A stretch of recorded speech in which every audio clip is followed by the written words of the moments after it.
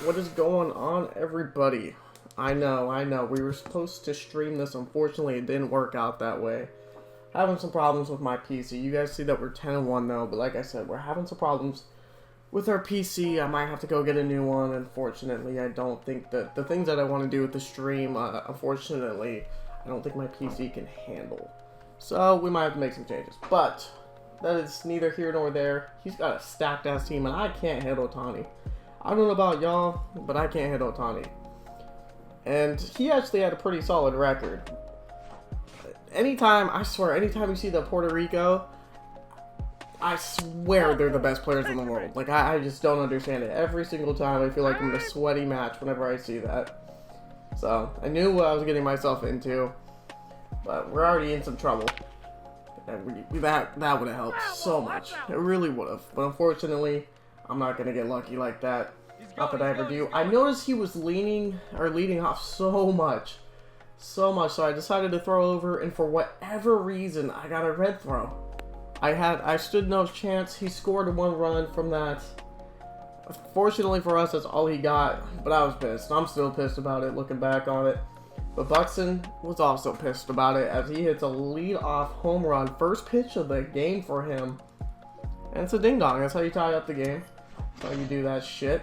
I needed that. Buxton's got sneaky pop. Don't at me. Nope, I don't know why, how, or whatever, but he does. And then, I didn't even know this was the case when this happened.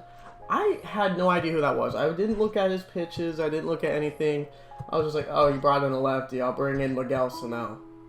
I had no idea this was a knuckleballer whatsoever. I've never faced this card once. I haven't faced any knuckleballer for that matter. He might be the only one, but first pitch, Miguel Sano was not fucking having it, and I'm happy about it. I can't stand people who use knuckleballs, and it seems like the knuckleball this year is more OP than ever. The ball just moves crazy. Unfortunately for us, you can see the score jump from 1 to 4 to 4 to 4. I actually lost the film on that. I didn't think I was actually going to record this, and then I thought, you know what, maybe I should. So, I only have certain parts of the game. Fortunately, that's the only one I really missed on. So, it really won't come much into a factor. But just know, he tied up the game. I was really pissed at myself for giving him an opportunity to tie up the game. I really need a clean inning from Dennis Eckersley. Don't at me, I thought he took us deep on that pitch. Thankfully, he does not. Stanton's big ass is up. Get him to strike out. That was a beautiful pitch by Dennis Eckersley. Then he has Grandy Man. I got rid of Grandy Man. He has just not been doing it for me. Thankfully, Dennis Eckersley with the 1-2-3 inning. That's exactly what the doctor ordered. But Tatis, I have no idea in any shape, way, or form how that ball does not leave. Look at that PCI. I have no idea how that ball didn't leave. Now, as you can tell, we obviously did not walk it off. So we are in the next inning. I need another clean inning by Dennis Eckersley. Thankfully, first pitch swinging helps us a lot. We are back in the situation, 3-2 count. We swing through it with Miguel Sano. It does not get any better. So, again, relying on Dennis Eckersley. So, beautiful route. That took some skill gap right there. You know, just gotta make plays. Tatis, he's great. He's an okay defender. He's not a great defender. He's an okay defender. But, so next inning, I thought for sure I went yard with Aaron Judge. I really did. Similar to Tatis, I somehow didn't go yard. I get that one I was a bit underneath of, but it's Aaron Judge on All-Star. I've seen way worse swings get out. Yeah, man, I thought for sure that it was getting out with Judge, but it did not. I wanted to swing at that. I would be lying to you if I said I didn't. But thankfully, he puts that one in the zone, and Gary wasn't having it. We get the single that we needed with one out. Unfortunately, I couldn't replace Gary Sanchez with somebody like Terrence Gore because I don't have another catcher available. Now, this was a big situation. Obviously, runner on. Dennis Eckersley needed to get out, pitch 2 innings. I really thought about using Mike, but you know what? I was like, I'm going to put the game in Nelson Cruz's hands. Get the bullpen ready just in case, 2 very slow players. A double play, or any ball on the ground for that matter, is a double play. I knew that. He threw a beautiful slurve right there. That was disgusting. I don't know how Roberto Osuna was throwing that with like 20 pitches on him, but he was. He ended up taking him out after throwing that amazing pitch, which made no sense to me at all. Maybe he just knew. His first pitch with Darren O'Day gets away, and Gary Sanchez moves up to second. I feel a little bit better, eliminates a double play. So, realistically, anything in the gap and it's gone. And, well, now we take another pitch. I was thinking about taking all the way. But then I saw that pitch, and I was like, you know what? How about I send it to Jupiter anyways and end this game? Thankfully, we walk it off with Nelson Cruz. That was a big decision to make. You know, I could have easily gone with the lefty and popped out, but sometimes you just got to put faith in your best players, and that's what we did with Nelson Cruz, who thankfully walks it off, because I was not trying to go through another inning. I was already terrified. I feel like he could have scored at any moment. Thankfully, we scored first. We're going to jump right into the next game. This is the game to get us to 12 wins or not.